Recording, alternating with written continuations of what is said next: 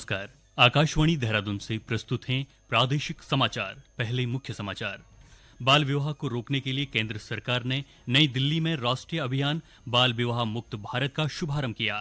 प्रदेश में राष्ट्रीय शिक्षा नीति को प्रभावी रूप से लागू करने के लिए ठोस रणनीति तैयार की जाएगी।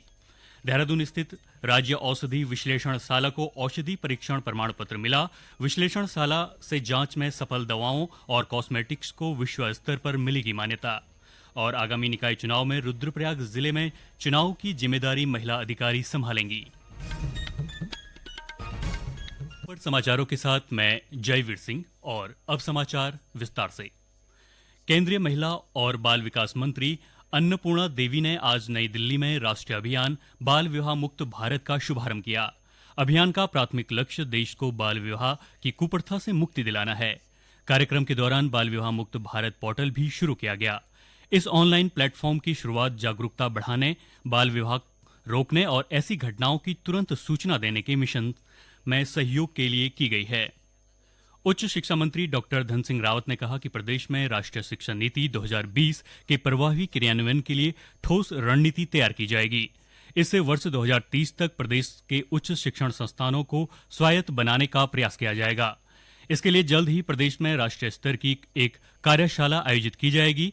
दून विश्वविद्यालय में आयोजित बैठक में उच्च शिक्षा मंत्री ने राज्य विश्वविद्यालय के कुलपतियों, विभागीय अधिकारियों और निजी विश्वविद्यालयों के कुलपतियों को राष्ट्रीय शिक्षा नीति के प्रभावी रूप से लागू करने के लिए गंभीर और सकारात्मक प्रयास करने को कहा।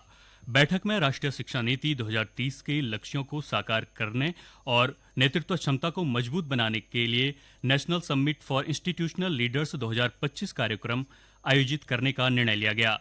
इस कार्यक्रम में देश भर के विश्वविद्यालयों के कुलपति भाग लेंगे। यह आयोजन प्रदेश में उच्च शिक्षा क्षेत्र में महत्वपूर्ण बदलाव लाने और इसे नई ऊंचाइयों पर ले जाने का प्रयास करेगा। देहरादून के जिलाधिकारी सविन बंसल ने कहा कि शहर में कूड़ा प्रबंधन और स्वच्छता व्यवस्था में लापरवाही बर्दाश्त नहीं की जाएगी। निगम कार्यालय सभागार में शहर की सफाई और प्रकाश व्यवस्था को लेकर हुई बैठक में जिलाधिकारी ने कूड़ा प्रबंधन में लापरवाही बरतने वाली कंपनियों को सख्त चेतावनी दी। जिलाधिकारी ने शहर में स्वच्छता व कूड़ा उठान का काम कर रही कंपनियों को अनुबंध की शर्तों के अनुसार अपने संसाधन बढ़ाने या मौजूदा संसाधनों से दोहरी ड्यूटी करने के निर्देश दिए। उन्होंने स्पष्ट किया कि कंपनियों को अनुबंध के अनुसार ही काम करना होगा। श्री बंसल ने कहा कि 15 दिन के भीतर सुधार न होने पर 53 वार्डों के लिए नई टेंडर प्रक्रिया शुरू कर दी जाएगी। इस दौरान जिलाधिकारी ने सफाई कंपनियों के भुगतान बढ़ाने के अनुरोध पर नगर निगम अधिकारियों को विधिक रूप से प्रस्ताव तैयार करने के निर्देश दिए।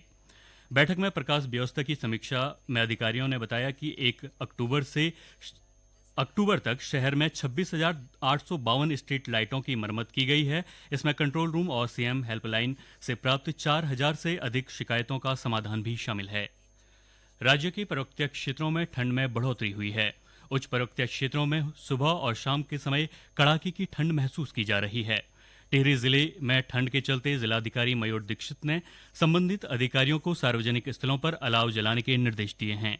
साथ ही पालाग्रस्त क्षेत्रों में चूने का छिड़काव करने को भी कहा है। जिलाधिकारी ने बताया कि सर्दियों में मौसम के मद्देनजर आवारा पशुओं के लिए भी अस्थायी आवास बनाने के निर्देश दिए गए हैं। में शीतलहर को देखते हुए समस्त नगर निकायों में अलाव जलाने के डायरेक्शन दे दिए गए हैं, जिसके क्रम में नई टेहरी में, प्रतापनगर में, घनसाली हो गया और अतिरिक्त जहाँ भी अभी ठंड पड़नी शुरू हो गई वहाँ पर शाम के समय अलाव जलाए जा रहे हैं और जो भी निराश्रित पशु आदि हैं उनके लिए भी शेल्टर की व्यवस्था की जा रही है। जिलाधिकारी के निर्देशों के क्रम में नई टिहरी नगर पालिका ने हनुमान चौक सहित सार्वजनिक स्थलों पर अलाव जलाना शुरू कर दिया है। अलाव जलाने से नई टिहरी के चौराहे पर आने जाने वाले लोगों को बड़ी राहत मिल रही है। बढ़ती ठंड के साथ कजाकिस्तान के हिमालय बजट पक्षी हिमालय की वादियों में चहकने लगे हैं। यह पक्षी अगले 4 माह तक रुद्रप्रयाग के मक्कू, चोपता से चंद्रशिला तक उड़ान भरेंगे। ये पक्षी सर्दियों में प्रजनन के लिए इस क्षेत्र में पहुंचते हैं। अन्य कई पक्षी प्रजातियों के पक्षी भी क्षेत्र में पहुंच रहे हैं। वहीं हिमालयी क्षेत्र में उतरकर कई पक्षी प्रजातियां निचले इलाकों में प्रवास के लिए भी जाने लगी हैं।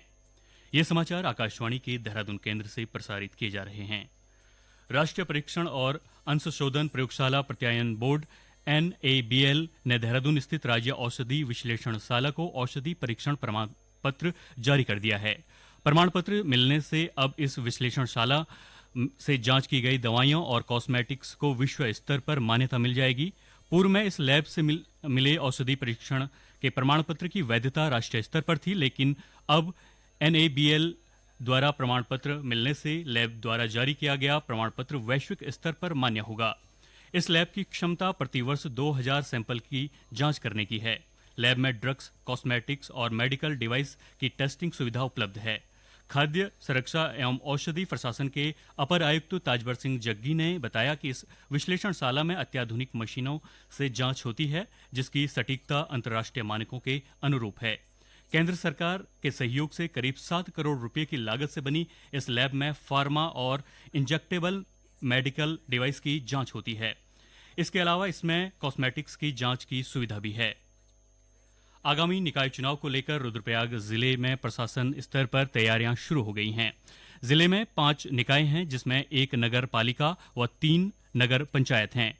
रुद्रप्रयाग से हमारे जिला संवाददाता ने बताया कि जिले के 2 निकायों में चुनाव की जिम्मेदारी महिला रिटर्निंग अधिकारी को सौंपी गई है। रुद्रप्रयाग जिले में 5 निकाय क्षेत्र हैं, जिसमें नगर पालिका रुद्रप्रयाग सहित नगर पंचायत तिलवाड़ा, अगस्तमुनि, उखीमठ और गुप्तकाशी शामिल है। जिले के 2 निकाय में चुनाव की जिम्मेदारी महिला रिटर्निंग अधिकारी संभालेंगी। वहीं सभी निकाय में सहायक रिटर्निंग अधिकारी भी महिला होंगी। यह पहला मौका है जब निकाय चुनाव की पूरी जिम्मेदारी महिला अधिकारियों को सौंपी गई है।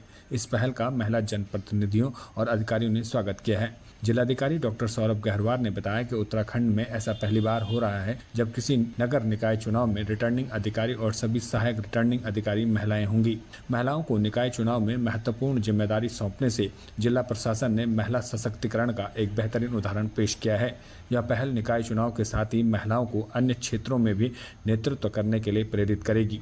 आकाशवाणी समाचार देहरादून के लिए रुद्रप्रयाग से विनय बहुगुणा। कृषि मंत्री गणेश जोशी ने वित्तीय वर्ष 2022-23 में राज्य में स्थापित सेब बागानों की राज्य सहायता का भुगतान जल्द से जल्द किसानों को करने के निर्देश दिए हैं। कृषि एवं उद्यान विभाग के अधिकारियों के साथ आयोजित बैठक में श्री जोशी ने किसानों के उत्पादों को सड़क मार्ग तक पहुंचाने के लिए रोपवे निर्माण की कार्य योजना प्रस्तुत करने के निर्देश दिए। उन्होंने अधिकारियों को जल्द से जल्द पैक हाउस और टेस्टिंग लैब के निर्माण के लिए विस्तृत परियोजना रिपोर्ट DPR तैयार करने को भी कहा। उन्होंने कहा कि पैक हाउस के माध्यम से फसलों को बाजार में पहुंचाने से फसलों की गुणवत्ता में सुधार और बाजार के फसलों की बिक्री में वृद्धि होगी, जिसका सीधा लाभ किसानों को मिलेगा। श्री जोशी ने भीमताल में पुनर्गठित मौसम आधारित फसल बीमा योजना के अंतर्गत किसानों को जल्द से जल्द बीमा भुगतान करने को कहा। इजरायल की सरकार ने लेबनान में हिजबुल्लाह के साथ संघर्ष विराम समझौते का अनुमोदन कर दिया है। इजरायल के प्रधानमंत्री बेंजामिन नेतन्याहू के कार्यालय ने कल रात यह घोषणा की। अमेरिका और फ्रांस के मध्यस्थता में तय समझौते से युद्ध रुकने की संभावना है। युद्ध में लेबनान में लगभग 3,800 लोग मारे जा चुके हैं और 16,000 से अधिक घायल हुए हैं। इजरायली मंत्रिमंडल के अनुमोदन के बाद फ्रांस के राष्ट्रपति इमैनुअल मैक्रों और अमेरिकी राष्ट्रपति जो बाइडेन ने संयुक्त वक्तव्य जारी कर समझौता लागू करने और इसका पालन सुनिश्चित करने के लिए इजरायल और लेबनान के साथ काम करने की प्रतिबद्धता व्यक्त की। टिहरी वन प्रभाग की भिलंगना रेंज में इस वर्ष जुलाई से अक्टूबर महीने के बीच 3 मासूमों को निवाला बनाने वाले आदमखोर गुलदार को मार दिया गया है। क्षेत्र में तैनात शिकारी दल को आदमखोर को मारने के निर्देश मिले थे और उन्होंने ये काम सफलतापूर्वक किया है। अंत में मुख्य समाचार एक बार फिर। बाल विवाह को रोकने के लिए केंद्र सरकार ने नई दिल्ली में राष्ट्रीय अभियान बाल विवाह मुक्त भारत का शुभारंभ किया। प्रदेश में राष्ट्रीय शिक्षा नीति को प्रभावी रूप से लागू करने के लिए ठोस रणनीति तैयार की जाएगी। देहरादून स्थित राज्य औषधि विश्लेषणशाला को औषधि परीक्षण प्रमाण पत्र मिला। विश्लेषणशाला से जांच में सफल दवाओं और कॉस्मेटिक्स को विश्व स्तर पर मिलेगी मान्यता। और आगामी निकाय चुनाव में रुद्रप्रयाग जिले में चुनाव की जिम्मेदारी महिला अधिकारी संभालेंगी। इसके साथ ही प्रादेशिक समाचारों का ये बुलेटिन समाप्त हुआ। नमस्कार।